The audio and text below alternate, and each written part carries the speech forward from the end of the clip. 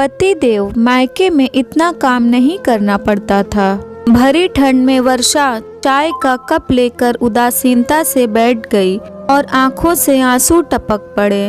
अभी कल ही की तो बात थी जब नीलेश ने इतना कुछ सुना दिया था वर्षा को।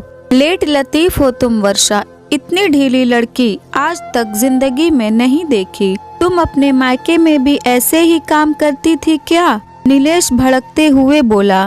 वर्षा बोली, मायके में पतिदेव इतना काम नहीं करना पड़ता था जितना ससुराल में मुझ पर पड़ गया है। और रही बात मेरे ढीले होने की, तो क्या काम समय पर नहीं मिला आपको? खाना, बर्तन, सफाई सब कुछ तो मैं करती हूँ, और अब क्या करूँ आपके लिए? नीलेश बोला, रहने दो वर्षा, एक तो तुम इतनी बड़बड़ करती हो, अभी पड़ोसन आ जाए तो 2 घंटे गप्पे मारने में लगा दोगी।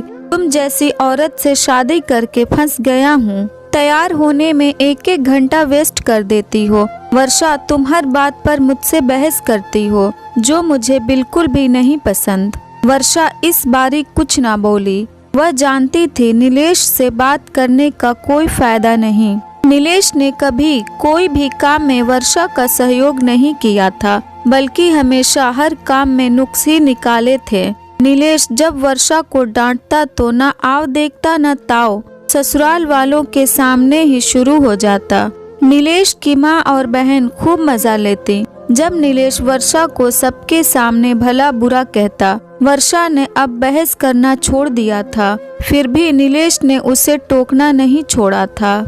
वर्षा के नारीत्व मन को हर बार नीलेश ठेस पहुंचाता और रात को जब चाहे अपने प्यास बुझा देता, चाहे वर्षा की मर्जी हो ना हो। वर्षा का दम घुटने लगा था नीलेश के साथ, क्योंकि उसे नीलेश ने कभी मान सम्मान नहीं दिया था जो एक पति अपनी पत्नी को देता है। वह अपनी बहन राखी और उसके पति आलोक को जब भी देखती, उसे लगता कि आलोक जीजा जी दीदी को बहुत मान सम्मान देते हैं। यह दोनों एक दूसरे से कितना प्यार करते हैं। आलोक जीजू राखी दीदी की हर बात को सुनते और समझते हैं। क्या ऐसा प्यार और सम्मान कभी नीलेश मुझे दे पाएगा? वर्षा ने तो उम्मीद ही खो दी थी कि उसे कभी नीलेश से प्यार और सम्मान मिलेगा। दूसरे दिन नीलेश बहुत रोमांटिक मूड में आकर जब वर्षा को यहाँ वहाँ किस करने लगा, वर्षा उसे हटाते हुए बोली, नीलेश दूर रहो आप मुझसे, वैसे भी आपको मुझसे प्यार है ही नहीं। नीलेश बोला, यह प्यार नहीं तो क्या है? वर्षा बोली, यह सिर्फ हवस है नीलेश, जिसे तुम प्यार कहते हो।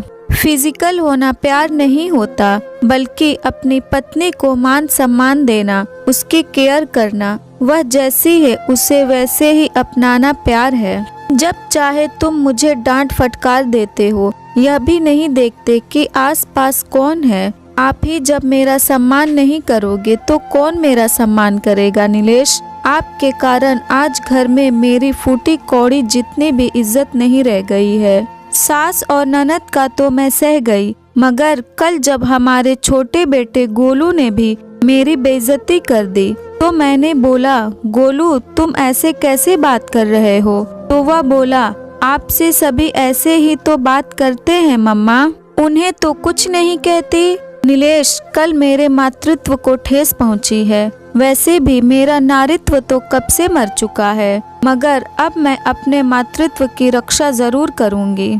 इसलिए मैंने हमेशा के लिए तुमसे दूर जाने का फैसला किया है, और मुझे विश्वास है कि तुम्हें कोई दिक्कत नहीं है, क्योंकि वैसे भी तुम मुझसे परेशान हो। नीलेश यह सुनकर डर गया। वह बोला, वर्षा मेरे बोलने का लहजा ही कुछ ऐसा है, मैं नहीं जानता था कि तुम्हें मेरी हर बात इतनी बुरी लगती है।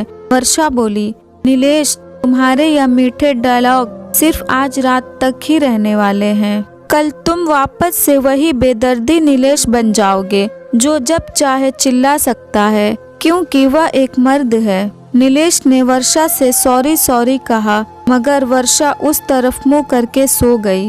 अगले 5-6 दिन तक भी वर्षा का व्यवहार बेरुखा ही रहा। नीलेश सह ना सका और वह बोला, मैं वादा करता हूँ वर्षा, मैं आगे से कोशिश करूँगा कि तुमसे झगड़ा ना करूँ।